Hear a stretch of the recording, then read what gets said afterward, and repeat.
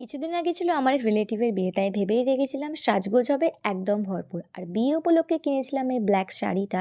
সত্যি বলতে ব্ল্যাক শাড়িতে আমাকে যে এত ভালো লাগতে পারে আমি সত্যিই ভাবতে পারিনি। সত্যি বলতে নিজের নাম নিজেই করতে ইচ্ছা করছিল, এত ভালো লাগছিল। তাই সেলফি ক্যামেরাতে অনেক অনেক ভিডিও শ্যুট করে নিচ্ছিলাম। আর এই হচ্ছিল বিয়ের ডেকোরেশনসটাও খুবই ভালো ছিল।